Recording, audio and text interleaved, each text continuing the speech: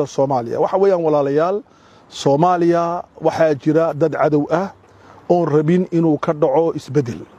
dad cadow ah oo waxa jira rabin inuu ka dhaco deganaan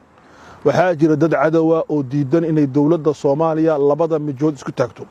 waxa jira dad cadow ah oo dawladnimada Soomaalida ku cadow ah su'aashu waxa weeyaan amba diid amba doon wa ayo cadowgaasi iya ku Soomaaliya cadow maanta waxa inii sheegayaa daraatoole maqaal aan soo dhigo Carabi ku qornaa baan in yarnii Soomaaliyeynaya waxa jira cadowga koobaad ee Soomaaliya waxa weeyaan dalka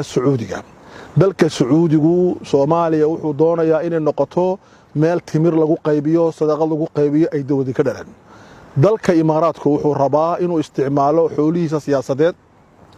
dalka Qatar wuxuu isticmaalaa dawlad hoose oo u qarsoon waxa weeyaan Djibouti waxa isticmaashaa dad ay u bixisay asxaabta Djibouti igaad waxa isticmaashaa ciidan iyo ujeedooyin gaar ah waxaas oo dhan Soomaaliya cadow bay ku yihiin mid la walaal ah Soomaaliya ma jiro Soomaaliya carabtu ma rabaan Soomaaliya geeska Afrika laga ma rabo cadowga koobaad ee Soomaalidu leedahay waa kuwa hadii aad garan weydiin siyaasiyiinta reer Soomaaliyeed ee wasaaradaha arrimaha dibadda mishaarada ka qaata Nairobi wasaaraddeeda arrimaha dibadda rag baa mishaar ka qaata Djibouti wasaaradda arrimaha dibadda iyo mukhaabaraadka Djibouti rag baa mishaar ka qaata wasaaradda arrimaha dibadda Ethiopia rag baa mishaar ka qaata wasaaradda arrimaha dibadda iyo mukhaabaraadka Suudaan ee burburtay dad baa mishaar ka qaadanayay wasaaradda arrimaha dibadda ee wadano kale oo fara badan dad baa mishaar ka qaata dadka mishaar ka qaadanaya ee Soomaaliyeed waxay u shaqeeyaan cadowga Soomaaliya burburkeega kuwaasa ka shaqeeya qolada labaad ee Soomaaliya aan ogoleyn inay ka dhalato dawladii waxa weeye waa maalqabeennada jecel inay ku sii dhargaan ku sii lacagaystaan maqnaashaha dawladnimada Soomaalida walaalayaal ninka maalqabeenka ah waa loo baahan yahay dahabshiil maalqabeen weeyaan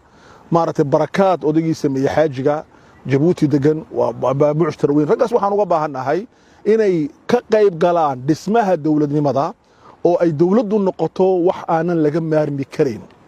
arinta labaad waa taa walaalayaal qolada saddexaad ee dawladnimada la dagaalanta waxa kamid ah walaalayaal waa shabaab xarakatu shabaab waa cadowga dawladda Soomaalida xarakatu shabaab ragii abuuray waxay rabaan in aynan oran annaka abuurnay waa inay yiraahdeen ragga wadaadada ah haday qudbiyiin yihiin iyo haday i'tisaam yihiin iyo haday qeyrkoodba yihiin inay dhahdaan annaka shabaab waa naaladii aan dhalay waa beedkii aan dhalay marka sidaa daraadeed waxaan rabnaa inaan kuwa fikir lagu la dagaalamo cadowga Soomaaliya waxa kamid ah jamciyadda qurumaha ka dhaxaysa oo rabta inay lacag u bixiso oo dawladda u dhalan war annaku hadaa doonaysiin reer Soomaaliya anu nin Soomaaliya ahay walaalkiin baan ahay sheekh baan ahay reer Djibouti baan ahay laakiin Soomaali baan ahay taladan siinay waxa weeyaan gacantiinay ku jirtaa dawladnimo ka xorooba Nairobi ka xorooba Addis Ababa ka xorooba Djibouti ka xorooba Khartoum walaal baan nahay Djibouti waxaas waa siyaasadda walaal male ka xorooba Khartoum ka xorooba maxaan ku dhahdaa hatta Turkiga ka xorooba ay dawlad noqda dad xora oo gacantooda ay ku jirto arintaas waxaan jeclaaday inay dhahdo war cadowgeenu waa annaka isku cadowa annaka burburinna Soomaaliya